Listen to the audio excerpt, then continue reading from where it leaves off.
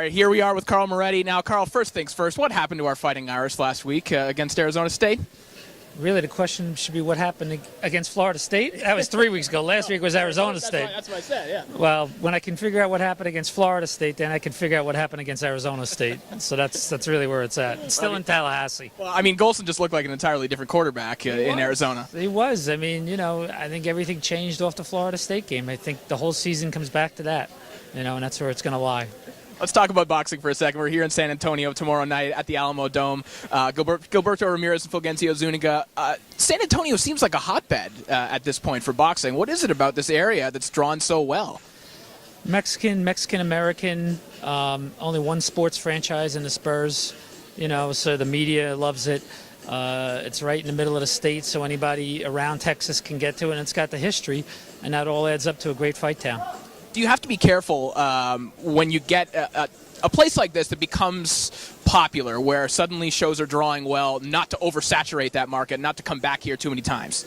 Well, we're not the first promoter to come to San Antonio, nor the last. It's been going on, for a long time. So it's not like, it's just got to be the right show. I wouldn't come here with a show that belongs on the East Coast, naturally. So as long as you got the right mix of fights, then, it's okay to come anywhere, really. But San Antonio clearly is the lead city, I think, in Texas when you're doing boxing. So I mentioned the main event, Gilberto Ramirez, Fulgencio Zuniga. What are you guys looking for out of Ramirez in this fight? Obviously, going in there against a former title challenger who's known to be durable, are you looking for him to go rounds in this fight, or are you hoping he can get him out of there early? Well, we expect him to go rounds. Whether it goes early or late, first we got to win the fight.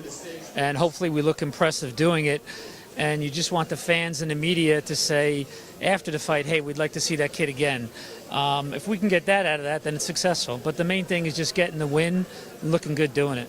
When we do see him again, how long before we see him against a top 10 super middleweight? Because there's so many people out there who are saying, looking at what we've seen out of him so far, he could be ready right now.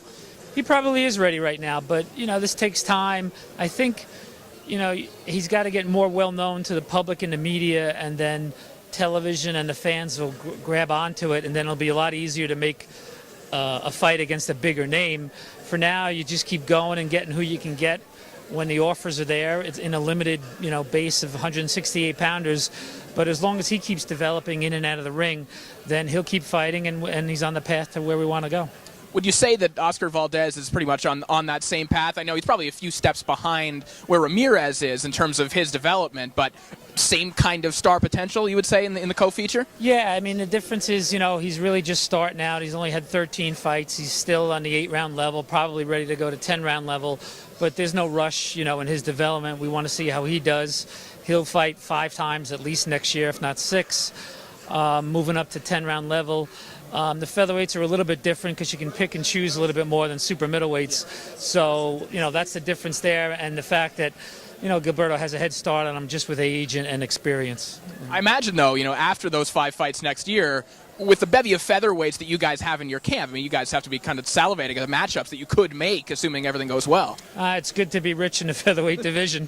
There's a lot of guys at 26, there's a lot of guys at 30, there's a lot of guys at 22 moving up to 26. So finding opponents, you won't see that problem like you had at 168.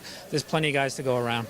Let's talk about the pay-per-view next weekend real quick, Pacquiao and Algieri. What has the promotion been like for you guys? Because now you have an opponent that Pacquiao has who is fluent in English, who's a good-looking American guy. That must be nice to work with, I imagine, on the promotional side. On the promotional side, it's been great. Algieri has really caught on amazingly in the United States. It seems like every time you look at Twitter or read an article or television, he's doing something somewhere with somebody. So going into this fight, from a promotional point of view, I think we have a lot of momentum.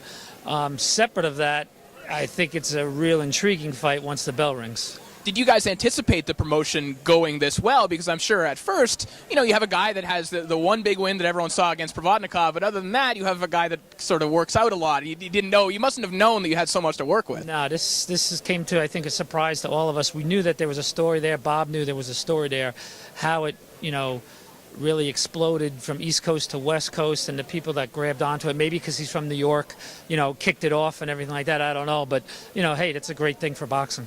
Last question. I'm not even going to bother asking about a Mayweather fight. I'm more interested in what Manny seems to be hinting towards, and that is that he would then move back down to 140 after this fight. Is that what you guys expect from him? You know what? The only thing I don't want to see is I hope we don't have to do a rematch, But, I mean, God bless Chris Algieri. I'm just looking forward to the fight. I don't know who's next. I don't care. I just want to see the Algieri fight because I think it's a really intriguing fight. Perfect. Carl, thank you so much. All right, be good.